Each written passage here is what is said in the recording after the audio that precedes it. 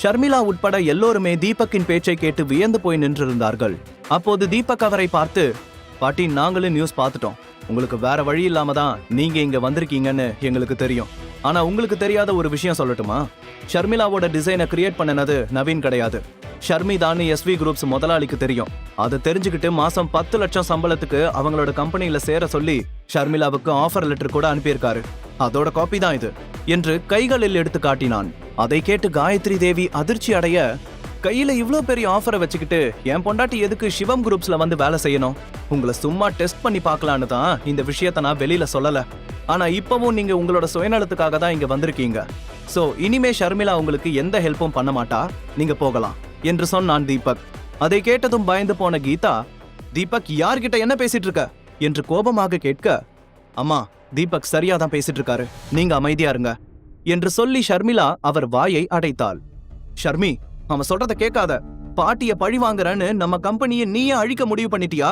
நமக்குள்ள எவ்வளவு சண்டை சங்கடம் இருந்தாலும் சிவம் குரூப்ஸ் உன் தாத்தாவோடது, நீயே அதை விட்டு வேற கம்பெனிக்கு போகணும் என்று கேட்டார் கீதா. உடனே காயத்ரி தேவி தொண்டையை செருமிக் கொண்டு, ஷர்மி, பாட்டி மேல உனக்கு ஏதாவது கோபம் இருந்தா நேரடியா என்கிட்டயே சொல்லலாம்.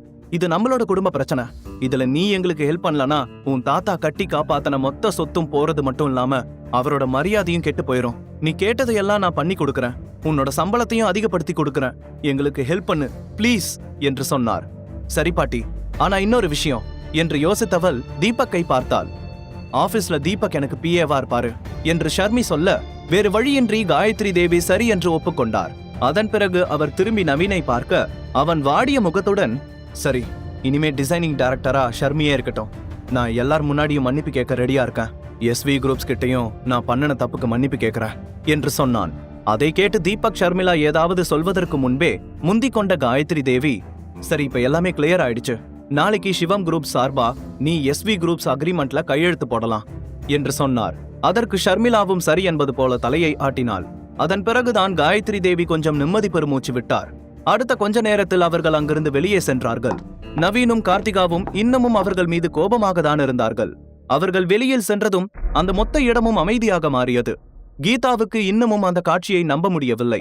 சந்தோஷத்துடன் சோபாவில் உட்கார்ந்திருந்தார்.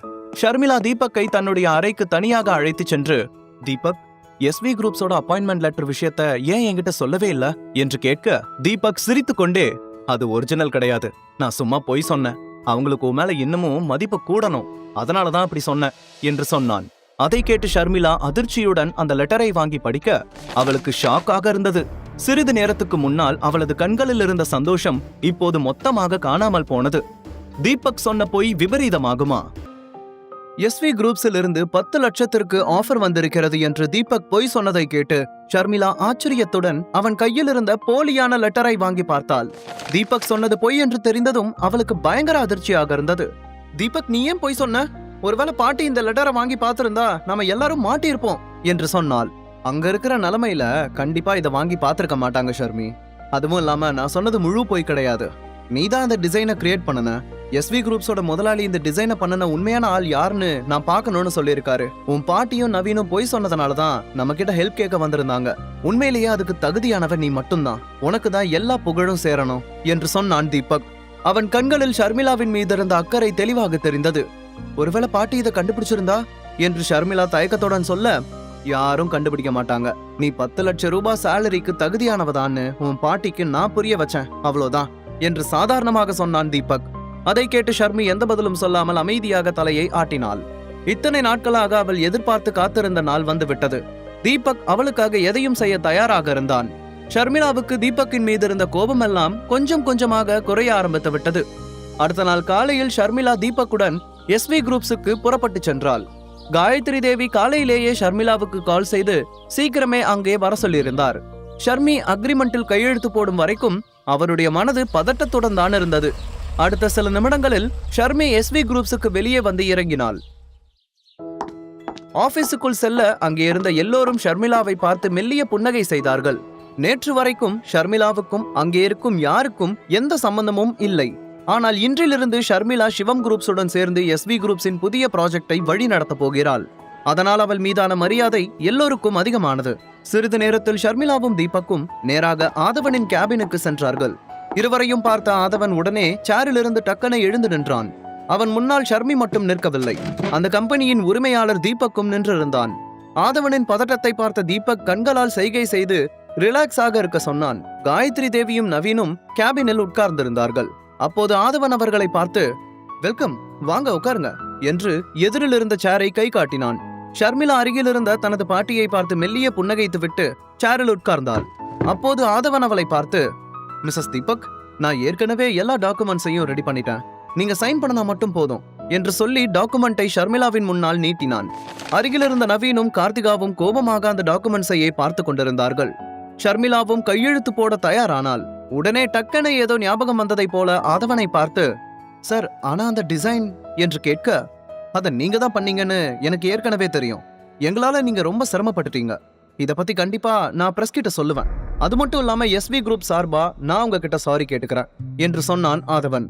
ஷர்மிளாவால் அங்கே நடக்கும் எதையும் நம்பவே முடியவில்லை. அதே சமயத்தில் ஆதவன் அருகில் இருந்த காயத்ரி தேவியையும் நவீனையும் கோபமாக முறைத்து பார்த்தான். காயத்ரி தேவி அமைதியாக தலையை கீழே குனிந்து கொண்டார்.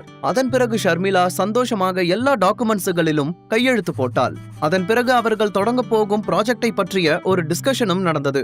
ஷர்மிளாவின் ஐடியாக்கள் எல்லாமே ஆதவனை உண்மையிலேயே இம்ப்ரெஸ் செய்தது. டாக்குமெண்ட்ஸ் கையெழுத்தானது. சிவம் குரூப் சார்பாக ஷர்மிளா புதிய ப்ராஜெக்டை முன்னெடுத்து நடத்தும் நேரம் வந்துவிட்டது. எல்லாம் சரியாக முடிந்ததும் காயத்ரி தேவி நிம்மதி பெருமூச்சு விட்டபடி, ஷர்மி, எங்களால நீ ரொம்ப கஷ்டப்பட்டுட்ட, அதுக்கு நான் சாரி கேட்டுக்கிறேன், நீ இன்னைக்கு வேலை செய்ய வேண்டாம், வீட்டுக்கு போய் ரெஸ்ட் எடுத்துட்டு நாளையில இருந்து ஆபீஸ்க்கு வந்தா போதும் என்று மெல்லிய புன்னகையுடன் சொன்னார். அதை கேட்டு அருகிலிருந்த ஆதவனும் தீபக்கும் ஒருவரை ஒருவர் பார்த்து கொண்டார்கள். ஷர்மிளாவும் சரி என்று தலையை ஆட்டினாள். கடைசியாக அவள் எதிர்பார்த்த மரியாதை இப்போது திரும்ப கிடைத்ததை நினைத்து ரொம்பவே சந்தோஷப்பட்டாள். தீபக்கிற்கும் அதே அளவு சந்தோஷம் இருந்தது. சிறிது நேரத்தில் அந்த ஆபீஸில் இருந்து ஷர்மிளா வெளியே வந்தாள். தன்னுடைய வாழ்நாளில் நீண்ட நாட்களுக்கு பிறகு இன்றுதான் அவள் ரொம்பவே சந்தோஷமாக இருந்தாள். அதே சமயத்தில் இன்னொரு புறம் மதுரையில் இருந்த ஒரு மிகப்பெரிய கட்டிடத்தில் இருந்த சௌந்தர்யா ஜன்னல் வழியாக வேடிக்கை பார்த்து கொண்டிருந்தாள். அவளுடைய முகம் ஏதோ ஒரு சிந்தனையில் ஆழ்ந்திருந்தது. வெளியே சென்று கொண்டிருந்த வாகனங்களை வேடிக்கை பார்த்தபடி அப்படியே அமைதியாக நின்று கொண்டிருந்தாள்.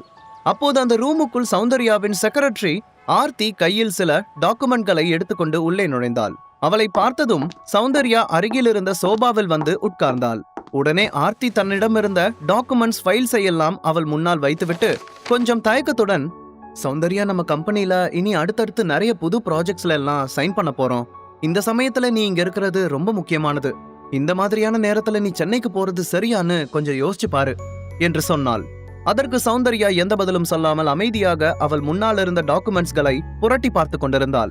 அவளுடைய மொத்த நினைப்பும் தீபக்கின் மீது தான் இருந்தது. சௌந்தர்யா இப்போது அவளுடைய அப்பாவின் பிசினஸை தான் கவனித்துக் கொண்டு வந்தாள். அவளுடைய அப்பா சம்பத்குமார் மதுரை சிவகங்கை சுற்று வட்டாரத்தில் மிகவும் பிரபலமான ஸ்டீல் கம்பெனி முதலாளி. அவருக்கு ஸ்டீல் கிங் என்ற பட்டப்பெயர் கூட உண்டு.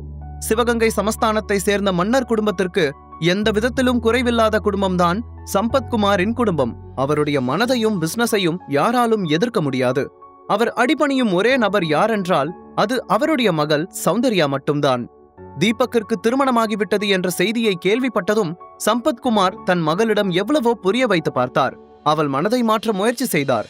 ஆனால் அந்த முயற்சிகளெல்லாம் தோல்வியில்தான் முடிந்தது. நண்பர்கள், கொலீக்ஸ் என்று பலரை அனுப்பியும் சௌந்தர்யாவை யாராலும் மாற்ற முடியவில்லை. இப்போது தீபக் சென்னையில் இருக்கும் விஷயத்தை எப்படியோ தெரிந்து கொண்டவள் அவனை பார்ப்பதற்காக சென்னைக்கு செல்ல வேண்டும் என்று முடிவெடுத்திருந்தாள். சிதம்பரம் சொன்னதற்கு பிறகு அவனை பார்க்காமல் 1 வருடம் வரைக்கும் காத்திருக்க முடிவு செய்திருந்தாள். ஆனால் தீபக்கை கண்டுபிடித்ததிலிருந்து அவனை பார்க்க வேண்டும் என்று தினமும் அவள் மனதுடன் போராடி கொண்டிருந்தாள். அதனால் சிதம்பரத்திற்கு தெரியாமல் அவனை பற்றி விசாரித்து தீபக் சென்னையில் இருக்கும் விஷயத்தை கண்டுபிடித்திருந்தாள். அதனால் தான் இன்று தனது முக்கியமான கம்பெனி வேலைகளை கூட விட்டுவிட்டு தீபக்கை பார்க்க சென்னைக்கு செல்ல முடிவெடுத்தாள். அருகில் நின்றிருந்த செக்ரட்டரி ஆர்த்தி சௌந்தர்யாவின் நல்ல ஃப்ரெண்ட். அவளுடைய செக்ரட்டரியும் அவள்தான் என்பதால் எப்போதும் இருவரும் ஒன்றாகவே இருப்பார்கள். சௌந்தர்யா அமைதியாக இருப்பதை பார்த்த ஆர்த்தி, இங்க பாரு சௌந்தர்யா, நல்லா யோசிச்சு பாரு, காலேஜ்ல படிக்கிற சமயத்துல இருந்தே எனக்கு ஒன்னு தெரியும், உன் பின்னாடி எத்தனை பணக்கார பசங்க, அழகான பசங்க இப்ப வரைக்கும் சுத்திட்டு இருக்காங்க. ஆனா நீ ஏன் அந்த தீபக் பின்னாடியே போறன்னு எனக்கு இப்ப வரைக்கும் புரியல. தீபக் ஏற்கனவே கல்யாணம் ஆனவன். அது மட்டும் இல்லாம அவன் வீட்டோட மாப்பிள்ளையா அவன் பொண்டாட்டி சம்பாத்தியத்துல வாழ்ந்துட்டு இருக்கான். எந்த விதத்துல அவன் உனக்கு பொருத்தமா இருப்பான், நீயே சொல்லு என்று சொன்னாள். உடனே சௌந்தர்யா கோபமாக அவளை பார்த்து, ஆர்த்தி, நான் ஏற்கனவே சொல்லிட்டேன் நான் சென்னைக்கு போறேன்னு, நீ என்ன சொன்னாலும் என் மனசு மாறாது. நீ கூட வரதா இருந்தா வா, இல்லனா இங்கே இருந்து பிசினஸ பாத்துக்கோ. இனிமே என்ன இங்க இருக்க வைக்கலான்னு நினைச்சு நீ எதையும் பேசாத என்று சொன்னாள். அவளுடைய வார்த்தைகளை கேட்டு ஆர்த்திக்கு கொஞ்சம் ஷாக் ஆக இருந்தது. அவளுடைய பிடிவாதத்தை பற்றி ஏற்கனவே ஆர்த்திக்கு நன்றாக தெரியும். சரி, என்னோட வேலை உனக்கு புரிய வைக்கிறது மட்டும்தான். அதுக்கப்புறம் உன்னோட விருப்பம். ஏற்கனவே கல்யாணம் ஆன ஒருத்தனை நீ கல்யாணம் பண்ணிக்கிட்டா உன்னையும் அப்பாவையும் பார்த்து எல்லாரும் சிரிப்பாங்க. அத பத்தி கொஞ்சம் யோசிச்சு பாரு என்று சொன்னாள் ஆர்த்தி. அதை கேட்டு சௌந்தர்யா ஆர்த்தியை பார்த்து முறைத்தபடி, இது என்னோட தனிப்பட்ட விருப்பம். இந்த சொசைட்டிக்கு பயந்தெல்லாம் என்னால வாழ முடியாது. என்னை பத்தி யாரு என்ன நினைக்கிறாங்கிறத பத்தி எனக்கு கவலை இல்ல என்று சொன்னாள். உடனே ஆர்த்தி, சரி சௌந்தர்யா, உனக்கு 2 காரை நான் ஏற்பாடு பண்ணியிருக்கேன் என்று சொல்ல, இல்ல எனக்கு எந்த காரும் வேண்டாம், எந்த செக்யூரிட்டிஸும் வேண்டாம், நான் தனியா போகணும்னு நினைக்கிறேன். அதனால எனக்கு ட்ரெயின் டிக்கெட் இருந்தா போதும் என்று சொன்னாள் சௌந்தர்யா. சரி, அப்படின்னா நான் 2 டிக்கெட்டை புக் பண்றேன் என்று ஆர்த்தி சொல்லிவிட்டு அந்த இடத்தை விட்டு வெளியே சென்றாள். அன்றைக்கு இரவே இருவரும் ரயிலில் சென்னைக்கு கிளம்பி சென்றார்கள். அடுத்த நாள் காலையில் தீபக்கை பார்க்க போகிற சந்தோஷத்தில் சௌந்தர்யா இருந்தாள். அவள் சென்னைக்கு வந்த அதே சமயத்தில் சௌந்தர்யா வருவது தெரியாத தீபக் வீட்டில் ஷர்மிளா டிசைனிங் டைரக்டர் ஆனதற்காக அவளுக்கு பிடித்த ஹல்வா ரெடி செய்து கொண்டிருந்தான். ஷர்மிளா அவசர அவசரமாக ஹல்வாவை சாப்பிட்டு முடித்துவிட்டு தன்னுடைய முதல் நாள் ஆபீஸுக்கு கிளம்பி செல்ல தீபக்கும் அவளுடனேயே கிளம்பி சென்றான். அவனுடைய கண்களில் இன்று சொல்ல முடியாத அளவுக்கு சந்தோஷம் நிறைந்திருந்தது. காரில் சென்று கொண்டிருக்கும் போது தீபக் எதர்ச்சியாக தனக்கு இடதுபுறத்தில் ஒரு காரை பார்த்தான். ஆனால் காருக்குள் கருப்பு கண்ணாடி ஒட்டப்பட்டிருந்ததால் உள்ளே யார் இருக்கிறார்கள் என்று அவனுக்கு தெரியவில்லை. சில நொடிகள் அந்த காரை பார்த்தவன் சிக்னல் ஆன் ஆனதும் அங்கிருந்து கிளம்பி சென்றான். உண்மையில் அந்த காரில் இருந்தது சௌந்தர்யாவும் ஆர்த்தியும் தான். தீபக்கை பார்த்ததும் சௌந்தர்யாவின் கண்களில் இருந்த சந்தோஷத்திற்கு அளவே இல்லை. தீபக், எத்தனை வருஷம் கழிச்சு உன்னை பார்க்கறேன். எல்லாமே நேத்து நடந்த மாதிரி இருக்கு. இனிமே உன்னை மிஸ் பண்ண மாட்டேன் என்று தனக்குள் சொல்லிக் கொண்டாள் சௌந்தர்யா. ஆனால் அந்த சமயத்தில் அவனுக்கு அருகில் ஷர்மிளாவை பார்த்ததும் சௌந்தர்யாவின் முகத்தில் இருந்த மொத்த சந்தோஷமும் பறி போனது. முழு கதையையும் கேட்டு மகிழ பாக்கெட் FM ஆப்பை டவுன்லோட் செய்யுங்கள். லிங்க் டிஸ்கிரிப்ஷனில் கொடுக்கப்பட்டுள்ளது.